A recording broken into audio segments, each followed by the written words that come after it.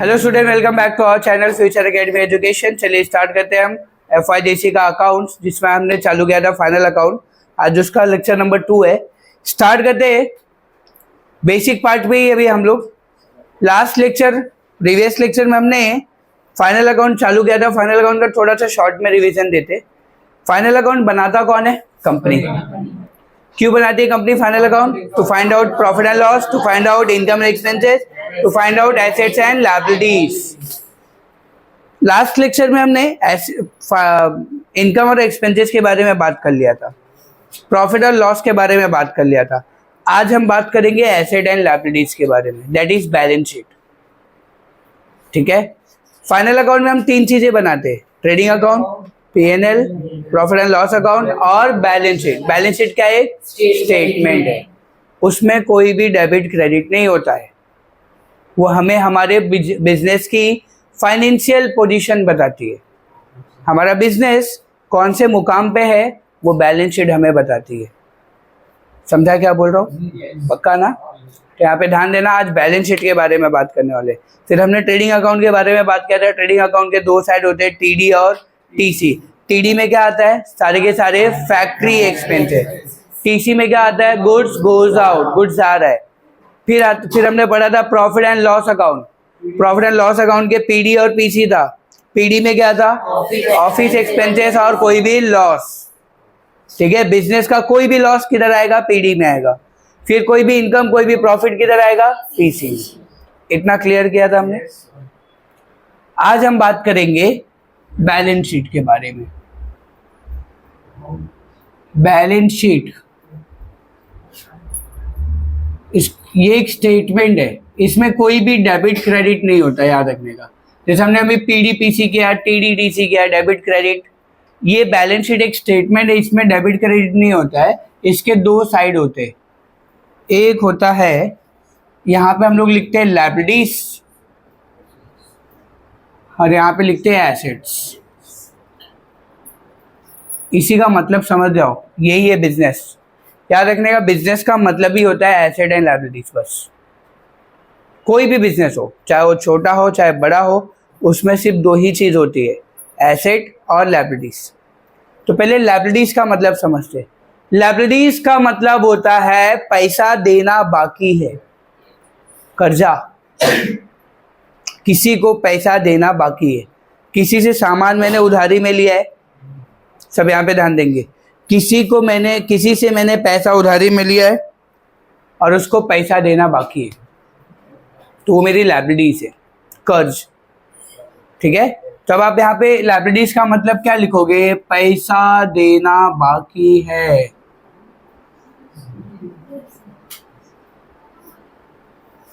पैसा देना बाकी है। हिंदी, इंग्लिश, मराठी, गुजराती, तेलुगु, तमिल, जैसा भी लिखना तुमको लिखो। मेरे को हिंदी जमता है, मैं हिंदी लिखेगा। तुमको गुजराती जमता है, गुजराती लिखो। मारवाड़ी जमता है, मारवाड़ी लिखो। पैसा देना बाकी है भाई। मेरे को लायबिलिटीज का मतलब एक ही चीज समझता है, अगर मुझे किसी को पैसा देना बाकी है मतलब वो लायबिलिटीज है मेरे लिए। ठीक है, इसमें सबसे पहला आता है कैपिटल। कैपिटल हमारे लिए liability. What is the meaning of capital guys? A business which is invest into the business। जिस पैसे से बिजनेस को स्टार्ट किया जाता है, एक पर्सन जिस पैसे से बिजनेस को स्टार्ट करता है उसको क्या बोलते हैं हम लोग? कैपिटल। समझा क्या? कैपिटल हमारे लिए लायबिलिटी होती है। वाई? क्यों कैपिटल हमारे लिए लायबिलिटी होती है, ये भी मैं रीजन आपको बताऊंगा। कैपिटल तो पैसा होता है, पैसा मतलब एसेट होना चाहिए, बट लायबिलिटीज क्यों? देखो, समझो ये एक बिजनेस है, ये एक बिजनेस है और ये एक पर्सन है, मिस्टर ए। मिस्टर ए, ठीक है, मिस्टर ए जो है ना बिजनेस को चालू कर रहा है 1 लाख रुपए से। ध्यान से देखना, मिस्टर ए ने बिजनेस चालू किया 1 लाख रुपए से। मतलब मिस्टर ए क्या कर रहा है? बिजनेस को पैसा दे रहा है। कितना दे रहा है ना? अब बिजनेस क्या करेगा? बिजनेस को क्या करना है? मिस्टर ए को पैसा वापस देना बाकी। सुनो तो, इस बंदे ने 1,00,000 रुपया किसको दिया? बिजनेस को दिया। अब बिजनेस को क्या करना है? वापस पैसा देना बाकी है उसको, समझा कि नहीं? और ये 1,00,000 रुपया क्या है अपने लिए? कैपिटल है ना। क्या है गाइस? कैपिटल। ये समझो, हाँ, कोई बताएगा नहीं तुमको, इतना याद रखना। कैपिटल बिजनेस के लिए लायबिलिटी क्यों होती है, पूछ लेना अपने टीचर से जाके। मिस्टर ए बिजनेस को पैसा दे रहा है 1,00,000 रुपया, तो अब बिजनेस को क्या करना है? वही पैसा वापस देना बाकी है। इसलिए बिजनेस के लिए कैपिटल क्या होती है? लायबिलिटी होती है। ठीक है, बिजनेस के तुमको अगर किसी ने पूछा कैपिटल लायबिलिटी की होती है, तो बोलने का जो ओनर है वो पैसा बिजनेस को दे रहा है, अब बिजनेस को क्या करना? वही पैसा रिटर्न देना बाकी है, इसलिए वो लायबिलिटी है। ठीक है, समझाना है यहाँ पे, रट्टा नहीं मारना है, समझ के चलना है कि ये चीजें क्यों लायबिलिटी है, ये चीजें क्यों एसेट है। तो लायबिलिटी का मतलब क्या होता है बताओ? पैसा देना बाकी है, जिसमें पहला क्या आता है? कैपिटल। फिर आएगा sundry creditor, sundry creditors. Sundry creditor का मतलब क्या होता है? क्रेडिटर का, सन्ड्री का मतलब होता है बहुत सारे, बहुत सारे, एक नहीं बहुत सारे। क्रेडिटर का मतलब होता है जिनसे हमने सामान उधारी में खरीदा है, गुड्स हमने उधारी में खरीदा है, मटेरियल उधारी में खरीदा है और उनको पैसा देना बाकी है। जैसे समझो मैं तुम सबसे गुड्स खरीद रहा हूँ, तुम सबसे मैंने मटेरियल खरीदा है, तो मुझे तुमको पैसा देना बाकी है, तो तुम सब मेरे क्रेडिटर होगे। क्रेडिटर मतलब जो उधारी पे सामान देता है अपने को। ठीक है, समझा यहाँ पे? ये हमने सिंगल एंट्री में भी पढ़ा है, क्रेडिटर डेटर्स, समझा कि नहीं? तो यहाँ पे याद रखना, क्रेडिटर अपने लिए क्या होता है? लायबिलिटीज। क्रेडिटर मतलब जिसको पैसा देना बाकी है, जिसको हमें पैसा देना बाकी वो हमारा क्रेडिटर है, और क्रेडिटर हमारे लिए क्या होता है? लायबिलिटीज होती है। सीधा बैठो। ठीक है, इसके बाद है बिल्स पेएबल। पेएबल वर्ड का मतलब होता है पे करना बाकी है। अब पे करना बाकी है मतलब वो क्या है हमारे लिए? लायबिलिटीज है। किसी बिल का पेमेंट करना बाकी है, पेमेंट करना बाकी है मतलब वो अपने लिए क्या है गाइस? लायबिलिटीज है। बैंक लोन, बैंक से मैंने क्या लिया? लोन, देना बाकी है, कर्जा है ना अपना, लायबिलिटीज। पैसा देना बाकी है, पैसा देना बाकी मतलब अपने लिए क्या है? लायबिलिटीज। बैंक ओवरड्राफ्ट, तुमको मालूम होगा बैंक में दो टाइप के अकाउंट होते हैं, सेविंग अकाउंट और current account. Saving account normal person के लिए होता है, जो सैलरीड पर्सन होते हैं। करंट अकाउंट बिजनेसमैन के लिए होता है। बिजनेसमैन को करंट अकाउंट में एक फैसिलिटी मिलती है, इट्स कॉल्ड ओवरड्राफ्ट फैसिलिटी। अगर उसको कभी पैसे की जरूरत पड़ी तो उसको ओवरड्राफ्ट यूज कर सकता है, वो बैंक से पैसा निकाल सकता है। अच्छा, बैंक से पैसा निकाल रहा हूँ तो देना तो बाकी है ना बैंक को, लायबिलिटी हुई कि नहीं हुई?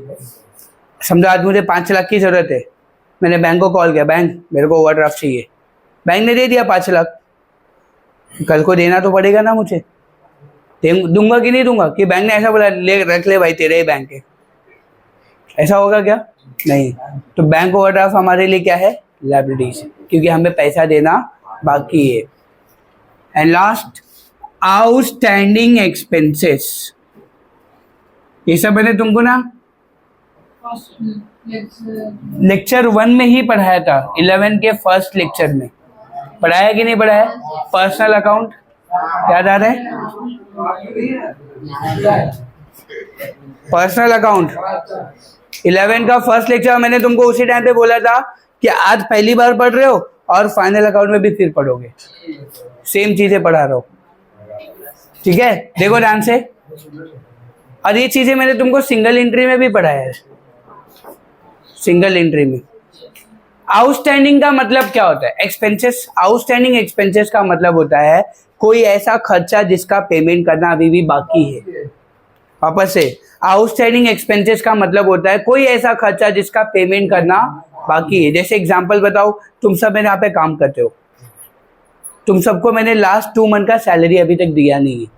सैलरी मेरे लिए क्या एक्सपेंस है, और दिया नहीं है मतलब देना आउटस्टैंडिंग।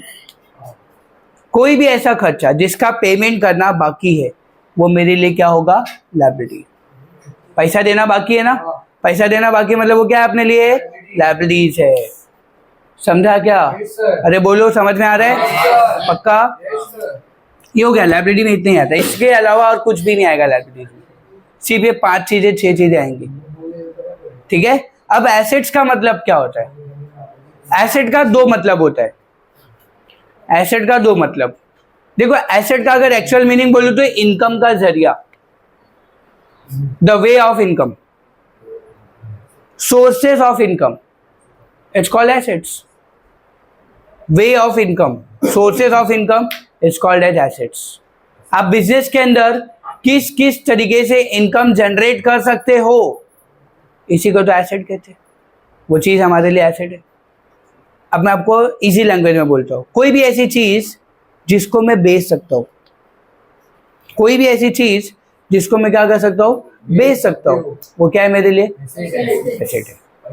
ठीक है। और एसेट का दूसरा मतलब होता है पैसा लेना बाकी, किसी से पैसा लेना, वो भी तो इनकम का जरिया हुआ ना। समझो मैंने आदित्य को गुड्स बेचा 10,000 का, मुझे आदित्य से पैसा लेना बाकी है, मतलब ये एक तरीके का मेरा इनकम हुआ कि नहीं हुआ, ये मेरे लिए एसेट है। समझा कि नहीं? आ रहा है समझ में क्या बोल रहा हूँ? तो एसेट का 2 मतलब याद रखो, कोई ऐसी चीज जिसको मैं क्या कर सकता हूँ, बेच सकता हूँ। बेचूंगा तो क्या होगा, पैसा आएगा, पैसा आएगा मतलब इनकम हुआ, इनकम हुआ मतलब एसेट हो अपने लिए। समझा? और कोई ऐसी चीज, अरे और किसी से अगर पैसा लेना बाकी है तो वो भी मेरे लिए क्या है, एसेट है।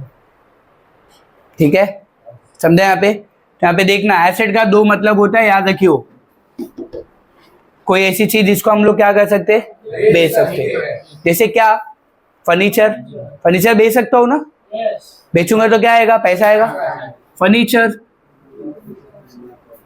फिर मेरे पास जमीन है, land and building,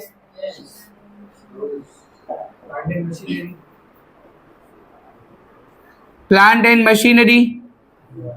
plant and machinery का मतलब पता है ना, मशीन वगैरह है मेरे पास, नहीं चाहिए, बेच दिया, बेच सकता हूँ ना। मैंने क्या बोला, आपके दिमाग में जो भी, देखो एसेट की लंबी लिस्ट है, हर एक चीज, ये भी एसेट है अपने लिए, इसको भी मैं स्क्रैप में बेच सकता हूँ ना। देखा, उसको भाव भी पता है। Your future are bright. Plant and machinery हो गया, कंप्यूटर हो गया, कंप्यूटर बेच सकते हो आप, लैपटॉप बेच सकते हो आप, मोटर वैन, ये सब आप बेच सकते हो ना, गाड़ी वगैरह है। फिर इसके बाद आप डेटर्स, ये what is the meaning of debtors? Debtors का मतलब मैंने किसी को सामान उधारी में बेचा है और उससे पैसा लेना बाकी, मतलब वो क्या है मेरे लिए, एसेट्स।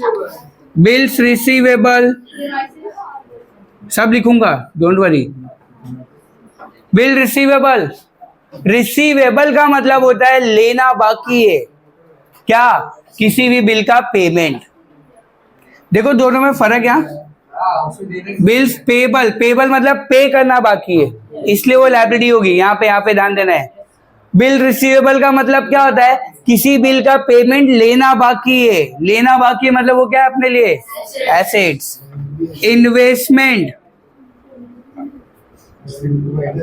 मैं पैसा कहीं पे इन्वेस्ट कर रहा हूं, वहां से लेना, वो भी मेरा वे ऑफ इनकम है, एसेट्स। गुडविल,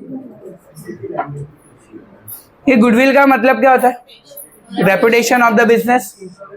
याद रखो, गुडविल का मतलब होता है रेपुटेशन। अरे रुकना बाबा, इतना क्या घाई है, मालूम है आता है तेरे को। इंश्योरेंस प्रीमियम किसमें आएगा सर? पीडी, अच्छा हो। सुनो, गुडविल किधर आएगा, गुडविल अपने लिए रेपुटेशन होता है बिजनेस का।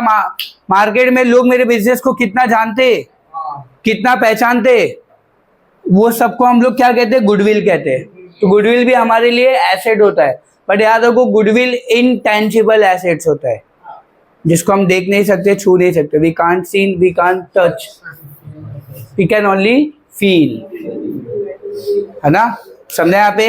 याद रखो गुडविल हमारे लिए कौन सा एसेट होता है, intangible. Filling the blanks, goodwill हो गया। ट्रेडमार्क हो गया, ट्रेडमार्क, ये ट्रेडमार्क का मतलब क्या होता है, लोगो। हर एक ब्रांड पे लोगो लगा रहता है, मर्सिडीज, नाइकी, एडिडास, उससे पता चलता है ये कंपनी का ब्रांड है, बराबर ना। उस लोगो को क्या बोलते हैं हम लोग, ट्रेडमार्क। ट्रेडमार्क भी हमारे लिए क्या होता है, कॉपीराइट। कॉपीराइट मतलब कोई डिजाइन वगैरह, कोई भी चीज मेरे नाम पे है, उसको कॉपी करने का मैं राइट दे रहा हूं आपको, और बदले में पैसे ले रहा हूं, समझा बात, ठीक है। तो कॉपीराइट हो गया, एक तरीके का समझो परमिशन है ये। इसके बाद पेटेंट। पेटेंट, पेटेंट मतलब क्या, कोई डिजाइन वगैरह मेरे नाम पे है, उसको भी मैं क्या कर सकता हूँ, बेच सकता हूँ, वो भी क्या है मेरे लिए, एसेट्स।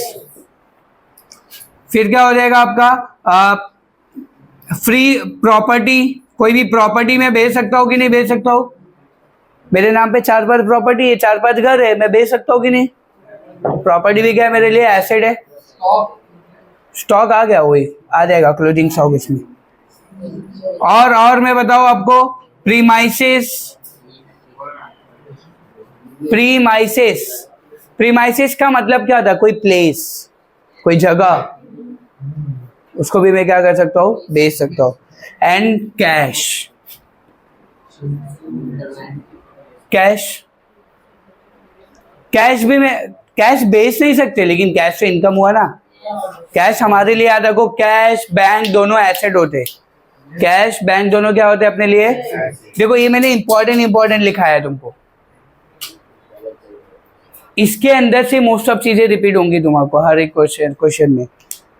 अगर एसेट को लिखाने जाओ तो बोर्ड भर जाएगा, तुम्हारी बुक भर जाएगी, इतने एसेट्स होते हैं, टेंजिबल, इंटेंजिबल, फिक्टिशियस। अभी तुमको ये सब सोचने की जरूरत नहीं है, बट इतने इंपॉर्टेंट है, और इन सब का मतलब तुमको पता होना चाहिए, ठीक है। ये हो गया तुम्हारा पोस्टिंग। हमने क्या देखा, टीडी में क्या आता है, टीसी में क्या आता है, सब यहाँ पे ध्यान देंगे।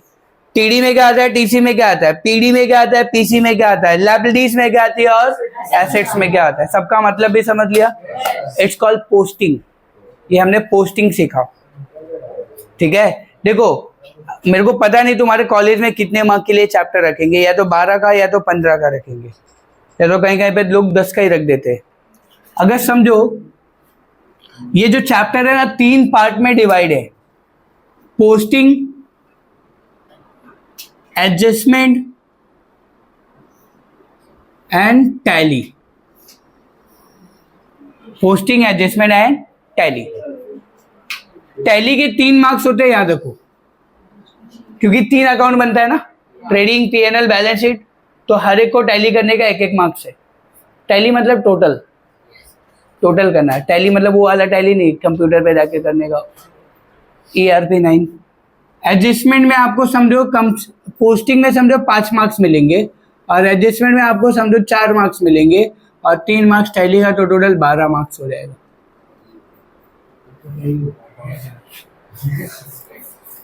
ठीक है।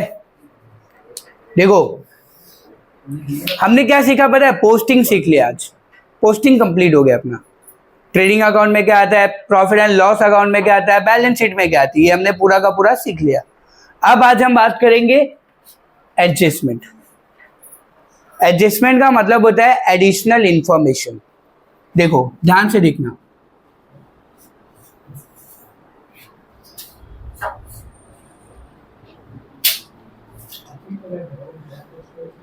एडजस्टमेंट को हम लोग एडिशनल इंफॉर्मेशन बोलते हैं। मतलब ये कहां पे दिया रहेगा, कुछ नीचे दिया रहेगा, बॉक्स के नीचे दिया रहेगा अपने को।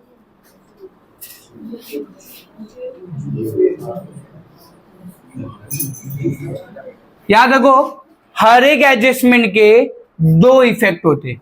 कितने इफेक्ट होते हैं? दो, मिनिमम दो इफेक्ट होते हैं। मेरी बात सुना यहाँ पे, हर एक एडजस्टमेंट के कितने इफेक्ट होते हैं? दो इफेक्ट होते हैं। ध्यान देना कौन कौन से एडजस्टमेंट होते हैं। अगर तुम्हारे टेक्स्ट बुक की बात करने जाओ तो तुम्हारे टेक्स्ट बुक में भर भर के एडजस्टमेंट है, बट उतने नहीं आते जितना तुमको दिया हुआ है। मैं तुमको खाली इंपॉर्टेंट ही लिखाने जाता हूँ जो तुमको बार बार पूछेंगे, और उतना एडजस्टमेंट तुमको याद करना ही है।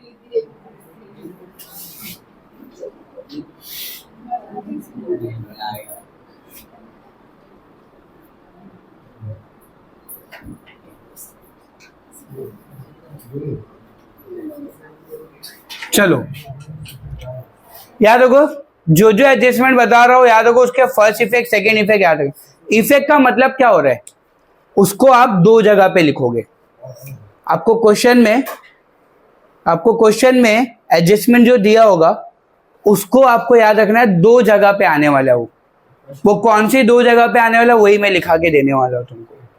ठीक है, याद रखो एडजस्टमेंट अगर तुमने बराबर पोस्टिंग नहीं किया, एडजस्टमेंट का अगर बराबर कैलकुलेशन नहीं किया तो तुम्हारा सम टैली नहीं होगा, और सम टैली नहीं होगा मतलब 3 मार्क्स तो चले गए तुम्हारे। फिर वो एडजस्टमेंट का जो रॉन्ग होगा उसका मार्क्स भी कट होगा, वैसे पोस्टिंग के मार्क्स मिलेंगे आपको। तो थोड़ा ध्यान देना कैसे करना है। हर एक एडजस्टमेंट के कितने इफेक्ट होते हैं? दो इफेक्ट। अभी एडजस्टमेंट कैसे सॉल्व करना है वो जब मैं सम कराऊंगा तब तुमको समझेगा। अभी फिलहाल इसका फर्स्ट इफेक्ट सेकेंड इफेक्ट याद करना है तुमको बस। पहला एडजस्टमेंट है क्लोजिंग स्टॉक। क्लोजिंग स्टॉक का मतलब क्या होता है? जो स्टॉक बच गया कौन से डेट पे? 31 मार्च, कल बताया था ना। 31 मार्च के डेट पे जो भी 31 मार्च के डेट पे जो भी स्टॉक बच जाता है उसको कौन सा स्टॉक बोलते हैं? और क्लोजिंग स्टॉक का फर्स्ट इफेक्ट होता है टीसी और सेकेंड इफेक्ट होता है एसेट्स। फर्स्ट इफेक्ट क्या होगा? TC, second effect asset. First effect क्या होगा? TC, second effect asset. ऐसे याद करना है आपको।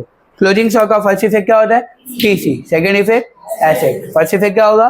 TC, second effect asset. ठीक है, और याद रखो हर एक सम में पहला एडजस्टमेंट यही मिलेगा तुमको।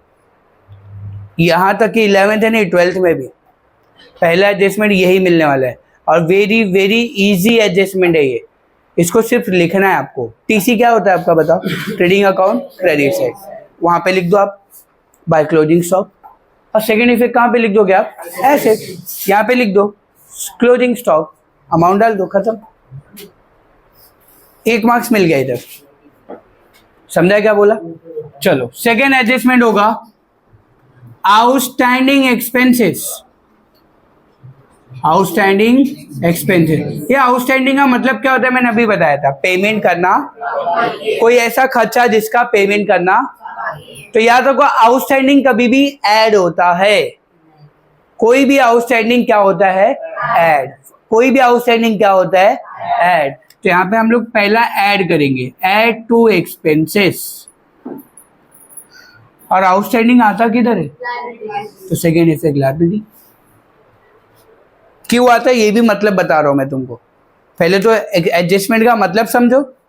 कोई भी आउटस्टैंडिंग अगर आपको क्वेश्चन में दिया होगा, कोई भी आउटस्टैंडिंग अगर आपको क्वेश्चन में दिया होगा तो याद रखो आउटस्टैंडिंग कभी भी ऐड होता है।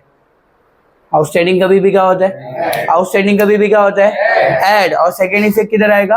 लायबिलिटी, क्योंकि पैसा देना इसलिए लायबिलिटी में आएगा। ठीक है, इसके बाद प्रीपेड एक्सपेंसेस। प्रीपेड का मतलब क्या होता है? एडवांस। एडवांस देखो लिख के दे रहा हूं मैं तुमको। कोई ऐसा खर्चा जिसका पेमेंट मैं एडवांस में कर रहा हूं। जैसे समझो अभी तुम लोग मेरे यहाँ पे 11th में पढ़ रहे हो, तुमने 11 के साथ साथ मुझे 12 का भी फीस दे दिया, बट तुमने 12 पढ़ा क्या? नहीं। अभी तुम क्या पढ़ रहे हो? 11, बट फीस तो पहले ही दे दिया है ना। तो वो चीज क्या हो गई? Advance, prepaid. समझे? यहाँ पे पहले ही पे कर दिया। प्री का मतलब होता है पहले। तो याद रखो प्रीपेड एक्सपेंसेस का मतलब क्या होता है? एडवांस में पेमेंट कर रहे। तो प्रीपेड याद रखो कभी भी माइनस होता है, प्रीपेड कभी भी क्या होगा, माइनस। तो लेस फ्रॉम एक्सपेंसेस क्या होगा, एक्सपेंसेस में से माइनस कर देंगे। जो भी एडवांस होगा क्वेश्चन में दिया रहेगा कौन सा खर्चा हमने एडवांस में पे किया है, कौन सा खर्चा आउटस्टैंडिंग है, वो सब क्वेश्चन में दिया रहेगा, उसके अंदर ही एडलेस करना है अपने को, ठीक है। ये एडजस्टमेंट में बोला ना, मैं आपको तभी समझा पाऊंगा ज्यादा डिटेल में जब हम लोग सम करेंगे, कैसे प्लस माइनस करना वो मेरे ऊपर छोड़ दो, तुम मुझे खाली first effect second effect run करके दे दो। क्या देखो, प्रीपेड एक्सपेंसेस का फर्स्ट इफेक्ट क्या होता है, लेस फ्रॉम एक्सपेंसेस, क्या बोलना है, लेस फ्रॉम एक्सपेंसेस। और सेकेंड इफेक्ट क्या होगा, एसेट्स। सेकेंड इफेक्ट क्या होगा गाइस, एसेट। प्रीपेड हमारे लिए एसेट होता है, याद रखने का, कोई भी प्रीपेड अपने लिए क्या होता है, एसेट्स। वापस बोल रहा हूँ, पहला एडजस्टमेंट क्या था बताओ, क्लोजिंग स्टॉक। क्लोजिंग स्टॉक का फर्स्ट इफेक्ट क्या होता है, TC. Second effect asset, yes. Outstanding expenses, outstanding का मतलब क्या होता है, पैसा पे करना, तो क्या होगा first effect, add to expenses. Second effect liabilities. फिर प्रीपेड का मतलब क्या होता है, एडवांस में पेमेंट किया, तो उसको हम क्या करते हैं, माइनस, लेस फ्रॉम एक्सपेंसेस। और सेकेंड इफेक्ट एसेट, ऐसे याद करना है तुमको, ठीक है। फिर क्या है, डेप्रीसिएशन। ये अभी चैप्टर किया था ना अपन ने, depreciation. What is the meaning of depreciation, asset की वैल्यू कम हो रही है, किसी भी एसेट की वैल्यू अगर कम हो रही है तो उसको क्या बोलते हैं, डेप्रीसिएशन। तो याद रखो, डेप्रीसिएशन कभी भी माइनस होता है एसेट में से, लेस फ्रॉम एसेट्स। अब यहाँ पे एसेट मतलब कोई भी एसेट होगा, लैंड एंड बिल्डिंग हो सकता है, प्लांट एंड मशीनरी हो सकती है, फर्नीचर हो सकता है, कंप्यूटर, इन सब एसेट में से, इन सब एसेट में से कुछ भी हो सकता है, बाकी कुछ नहीं होगा, क्योंकि इन्हीं लोग का एसेट डेप्रीसिएशन होता है। समझा क्या बोला, डेप्रीसिएशन का मतलब क्या होता है, एसेट की वैल्यू कम हो रही है, तो डेप्रीसिएशन कभी भी क्या करेंगे, लेस फ्रॉम एसेट। जो भी एसेट का डेप्रीसिएशन हो रहा है उसमें से उसको क्या कर देंगे, माइनस। और डेप्रीसिएशन अपने लिए क्या है बताओ, एसेट की वैल्यू कम हो रही है तो अपने को क्या होगा, और लॉस कभी भी किधर आता है, पीडी। कोई भी लॉस किधर आता है, PD, profit and loss account debit side. मैंने आपको बताया था कोई भी लॉस किधर आता है, पीडी। मैंने लिख के दिया है लॉसेस, बराबर ना। और मैंने आपको बोला था कि बिजनेस का कोई भी लॉस, बिजनेस का कोई भी लॉस किधर आता है, पीडी। तो ये डेप्रीसिएशन अपने लिए क्या है, लॉस, और लॉस किधर आता है, पीडी, तो पीडी में डाल देंगे। आया क्या समझ में। फिर बैड डेब्ट्स, ये बैड डेब्ट्स का मतलब क्या होता है, किसी से पैसा लेना था बट दिया नहीं, भाग गया, तो अपने को क्या हो गया, लॉस हुआ, है ना।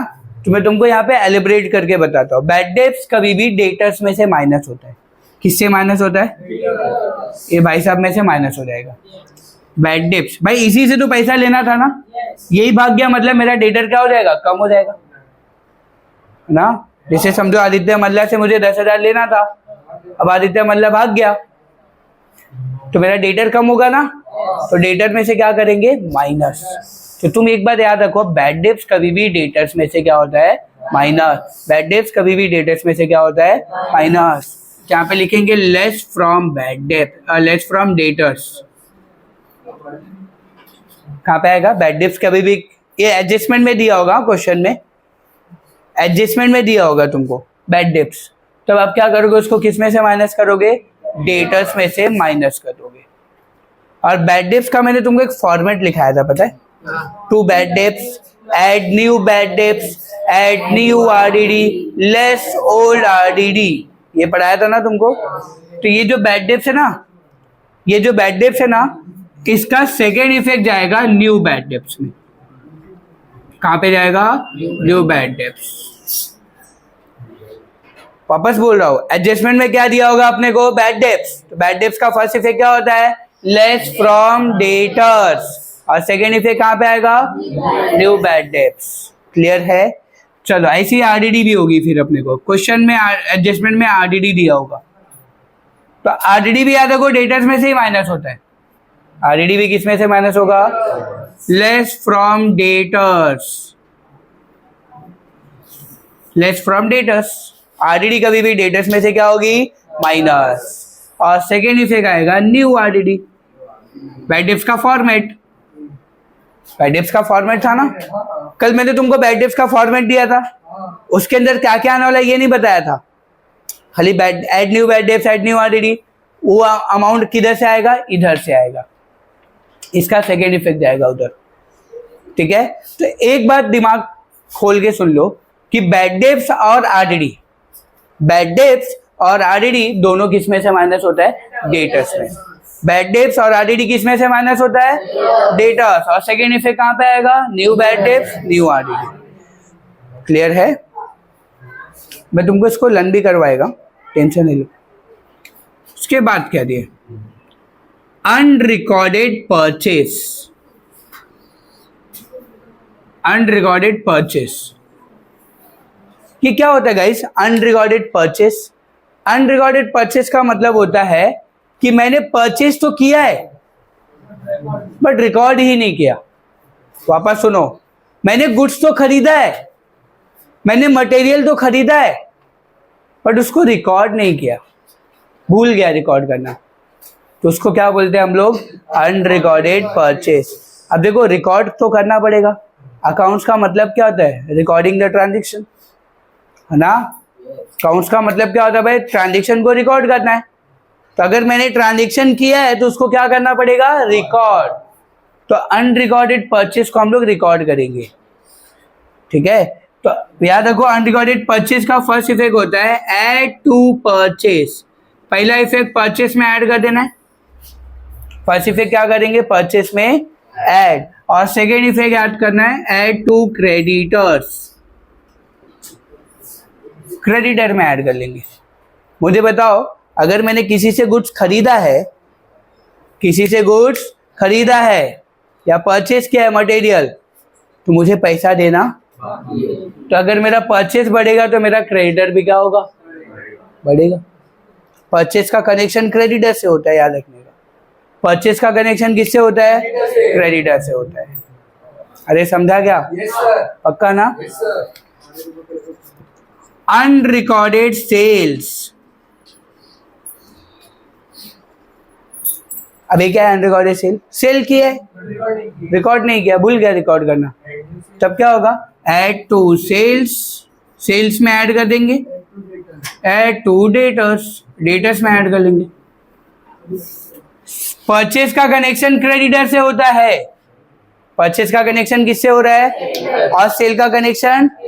मुझे बताओ, अगर मेरे को गुड्स बेच रहा हूं, मैं गुड्स बेच रहा हूं तो मुझे पैसा लेना, डेटर बढ़ेगा ना, इसलिए डेटर में ऐड होगा। ठीक है, एक लास्ट, इंटरेस्ट ऑन कैपिटल। ये जो ओनर है ना, ओनर, वो बिजनेस को क्या दे रहा है, कैपिटल। अब बिजनेस उसको बदले में क्या दे रहा है, इंटरेस्ट। उसके कैपिटल के ऊपर क्या दे रहा है उसको। और याद रखो मेरी बात, एक बात याद रखो, फाइनल अकाउंट में इंटरेस्ट कभी भी ऐड होता है, कोई भी इंटरेस्ट, कहीं का भी इंटरेस्ट, कैसा भी इंटरेस्ट।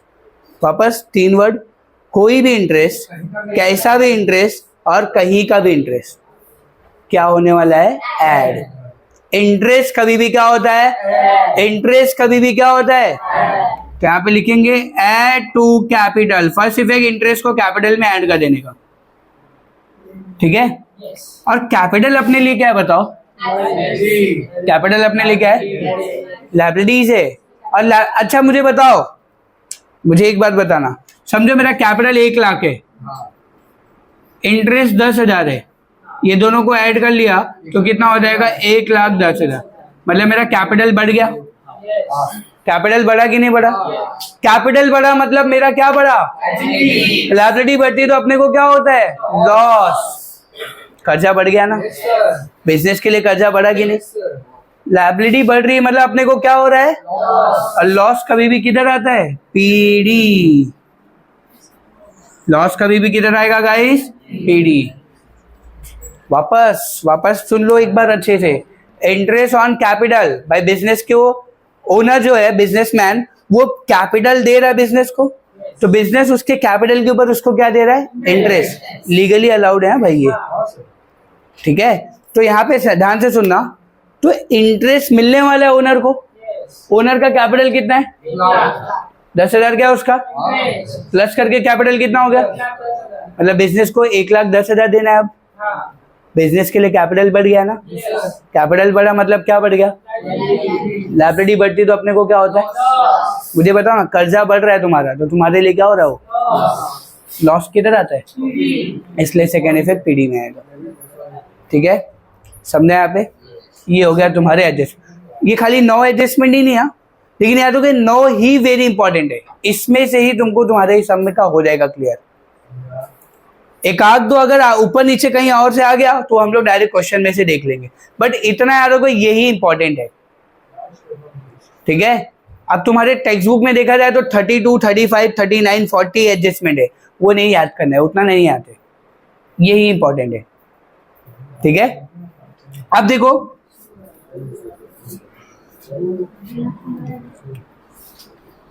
लास्ट है बेसिक पॉइंट। गाइस देखना ध्यान से, बहुत इंपॉर्टेंट है ये चीज। 5 मिनट रुक। क्वेश्चन में अगर ड्राइंग दिया होगा, क्या दिया होगा? ये what is the meaning of drawing? Personal use. एक ओनर, एक बिजनेसमैन अगर अपने बिजनेस में से कोई भी कैश, कोई भी गुड्स अगर विड्रॉ करता है फॉर पर्सनल यूज, इसको क्या कहते हैं हम लोग? ड्राइंग कहते हैं। ड्राइंग में यहाँ पे लिख देता हूँ पर्सनल यूज, ऐसा वर्ड लिखा होगा तुमको। तो ड्राइंग कभी भी क्या होगा? Less from capital. कैपिटल में से क्या हो जाएगा? माइनस। कैपिटल में से क्या हो जाएगा? समझा क्या? Purchase return, you know very well purchase return क्या होता है? हमने सब्सिडरी बुक किया था, है ना? परचेस रिटर्न, सेल्स रिटर्न पढ़ाया ना उसमें, जर्नल एंट्री में भी पढ़े हमने। परचेस रिटर्न का मतलब क्या होता है? मैंने किसी से गुड्स खरीदा था, अब मैं क्या कर रहा हूं? तो याद रखो परचेस रिटर्न का दूसरा नाम भी होता है रिटर्न आउटवर्ड। क्या होता है गाइस? ये दूसरा नाम भी याद रखना है तुमको। परचेस रिटर्न का दूसरा नाम क्या है? रिटर्न। और ये कभी भी परचेस में से माइनस हो जाएगा। अगर ये क्वेश्चन में दिया होगा, अगर हमें क्वेश्चन में परचेस रिटर्न दिया होगा, क्या दिया होगा? क्वेश्चन में क्या दिया होगा? परचेस रिटर्न, तो उसको हम क्या करेंगे? परचेस में से माइनस। परचेस में से क्या कर देना है? एंड अगर हमें क्वेश्चन में सेल्स रिटर्न दिया हुआ है, सेल्स रिटर्न मतलब सेल किया था, आप रिटर्न कर रहे हो, सेल्स रिटर्न का दूसरा नाम क्या है? Return inward. दूसरा नाम क्या गाइस? Return inward. इसको हम सेल्स में से क्या कर देंगे? Minus. Less from sales, sales में से माइनस कर देना है। क्लियर है यहाँ पे? एंड लास्ट, अगर मेरा एसेट बढ़ रहा है, एसेट क्या हो रहा है? एरो ऊपर जा रहा है मतलब इंक्रीज हो रहा है। अगर एसेट बढ़ रहा है तो मुझे क्या होगा? प्रॉफिट। क्या हो रहा है मुझे? अगर मेरा एसेट कम हो रहा है तो मुझे क्या होगा? लॉस। वापस, एसेट बढ़ रहा है तो क्या होगा? प्रॉफिट। एसेट कम हो रहा है तो क्या होगा? ऐसे ही लायबिलिटीज बढ़ रही है तो लॉस, कम हो रहा है प्रॉफिट, कर्जा कम हो रहा है तो प्रॉफिट। हो गया बेसिक्स। नहीं था, पूरा फाइनल अकाउंट लिखा के दे दिया तुमको, पूरा का पूरा। अब इसमें से अगर ये पूरा बेसिक्स लर्न हो गया, जितना मैंने करा के दे दिया तुमको, तुम सम के लिए रेडी हो, फिर सम आराम से हो जाएगा तुमको, ठीक है। और अगर बेसिक में अगर चूक गए तो सम में भी चूकोगे, फिर सम बहुत हार्ड लगेगा तुमको, ठीक है। इतना याद रखो, जितना भी बेसिक्स लिखा के दिया है सम उसमें से ही आएगा, क्वेश्चन वही होएगा, ठीक है। देख लो ये पूरा हमने कर लिया यहाँ पे। तो आज के लेक्चर में इतना ही रखते हैं, बाकी नेक्स्ट लेक्चर में कवर करेंगे। वीडियो अच्छा लगा तो प्लीज चैनल को सब्सक्राइब कीजिए, फ्रेंड ग्रुप में शेयर कीजिए, और आपको कुछ डाउट है, कुछ क्वेरी है तो कमेंट बॉक्स में लिखिए। Thank you so much.